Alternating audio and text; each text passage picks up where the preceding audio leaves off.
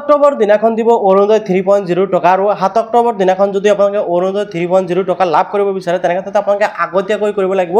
এই দুটা কাম আৰু যদি আপোনালোকে কাম দুটা কৰি নাৰাখে তেনেক্ষেত্ৰত হয়তো আপোনালোকে অৰুণোদয় আঁচনিৰ টকা লাভ নকৰিবও পাৰে গতিকে আপোনালোকে ভিডিঅটো সম্পূৰ্ণকৈ চাই ল'ব আৰু আপোনালোকে বিষয়টো ভালকৈ বুজি ল'ব তাৰপিছতে আপোনালোকে জানিব পাৰিব যে আচলতে আপুনি টকা লাভ কৰিব নে নাই আপোনালোকে সকলো ভিডিঅটো ভাল পালে নিশ্চয় লাইক আৰু কৰিব চেনেলটো সাবস্ক্ৰাইব কৰিব ভিডিঅটো যদি ফেসবুকত চাইছে পেজটো ফলো কৰি শেয়াৰ এটা মাৰিবলৈ পাহৰি নাযাব এতিয়া মূল বিষয়বস্তুটো মই আপোনালোকক একদম সহজতে 1 মিনিটৰ ভিতৰতে বুজাই দিবলৈ চেষ্টা কৰিম তো প্ৰথমতে আপোনালোকে সকলোৱে জানিব পাৰিছিল যে অৰুণোদয় 3.0 ৰ উদ্বোধনী অৰ্থাৎ অৰুণোদয় 3.0 ৰ জৰিয়তে 17 ছেপ্টেম্বৰৰ টকা দিয়াৰ কথা আছিল কিন্তু সেই ডেটটো চেঞ্জ কৰি আকৌ 25 ছেপ্টেম্বৰ কৰিলে আৰু বিশেষ কাৰণত আপোনালোকে সকলোৱে জানে মই ক'বলৈকে একোৱে নাই অসমৰ বিশেষ কাৰণত এটা ডাঙৰ পৰিস্থিতিৰ বাবে কি কৰিলে ডেটটো চেঞ্জ কৰি আকৌ ৰিশিডিউল কৰিলে 7 অক্টোবৰ আৰু এটো কিন্তু অসমৰ মুখ্যমন্ত্ৰী হেমন্ত বিশ্ব শৰ্মা ডাঙৰীয়াই ইতিমধ্যে ঘোষণা কৰিছে আৰু এই কথাখিনি আপোনালোকে সকলোৱে ইতিমধ্যে জানে এতিয়া কথা হ'ল যে আপোনালোকে যদি টকাটো লাভ কৰিব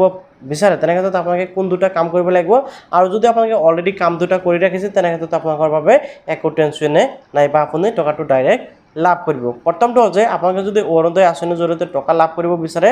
আপোনাৰ অৰুণোদয় আঁচনিৰ বাবে আবেদন কৰাৰ সময়ত যেটো বেংক একাউণ্ট আছিল সেই বেংক একাউণ্টৰ সৈতে আধাৰ কাৰ্ডখন লিংক থকাটো বাধ্যতামূলক এতিয়া আপুনি অৰুণোদয় আঁচনিৰ বাবে আবেদন কৰাৰ সময়ত যেটো বেংক একাউণ্ট দিছিল সেই একাউণ্টটো যদি আপোনাৰ আধাৰ লিংক নাই অৰ্থাৎ এনপিসিআই লিংক নাই তেনেক্ষেত্ৰত যদি আপোনাৰ অন্য কোনো এটা বেংক একাউণ্টতে আধাৰ লিংক হৈছে বা ডিবিটি লিংক হৈ আছে তেনেক্ষেত্ৰত আপোনাৰ সেই একাউণ্টত অৰুণোদয় আঁচনিৰ টকা সোমাব পাৰে যদি আপোনাৰ কোনো বেংক একাউণ্টতে আধাৰ কাৰ্ড লিংক নাই তেনেক্ষেত্ৰত আপোনালোকে অতি শীঘ্ৰে লিংকটো কৰাই ল'ব আৰু বৰ্তমান সময়ত কিন্তু ঘৰত বহিয়ে মাত্ৰ 1 মিনিটৰ ভিতৰতে আধাৰ কাৰ্ডখন বেংক একাউণ্টতে লিংক কৰিব পাৰি আৰু কেনেকৈ কৰিব পাৰি সেই বিষয়ে মই অলৰেডি ভিডিঅ' বনাই ৰাখিছো আৰু সেই ভিডিঅ' লিংক মই এই ভিডিঅ'ৰ ডেসক্ৰিপচনত দি থম আপোনালোকে তাৰ পৰা ভিডিঅ'টো চাই কিন্তু অতি সহজতে লিংক কৰাই ল'ব পাৰিব আৰু দ্বিতীয়টো হ'ল যে আপোনালোকে যদি অৰুণোদয় আঁচনিৰ বাবে আবেদন কৰিছিল তেনেক্ষেত্ৰত আপুনি আপোনাৰ নামটো অৰুণোদয় আঁচনিত অন্তৰ্ভুক্ত আছে নাই সেই লিষ্টটো এবাৰ চেক কৰিব যে আপোনালোকৰ লিষ্টত নাম আছে নাই যদি লিষ্টত নাম নাই তেনেক্ষেত্ৰত কিন্তু আপোনালোকে অৰুণোদয় আঁচনিৰ টকা লাভ নকৰে আৰু লিষ্টৰ পৰা কেনেকৈ চেক কৰিব পাৰি যে আপোনালোকৰ নাম আছে নাই এই বিষয়ে মই ইতিমধ্যে ভিডিঅ'সমূহ বনাই ৰাখিছো আপোনালোকে হয়তো ভিডিঅ'সমূহ চাইছে যদি চোৱা নাই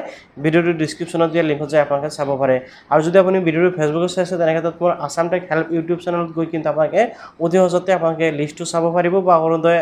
আপোনাৰ বেংক একাউণ্টে আধাৰ কাৰ্ড কেনেকৈ লিংক কৰিব পাৰি সেই আপোনালোকে জানিব পাৰিব তো মই আপোনালোকক ইম্পৰ্টেণ্ট আপডেটটো দি দিলোঁ ভিডিঅ' ভাল পালে নিশ্চয় লাইক কৰিব এনেকুৱা ইম্পৰ্টেণ্ট ভিডিঅ' পাবলৈ চেনেলটো সাবস্ক্ৰাইব কৰিব ভিডিঅ'ৰ ফেসবুক চাই থাকে যদি পেজটো ফলো কৰিবলৈ পাহৰি নাযাব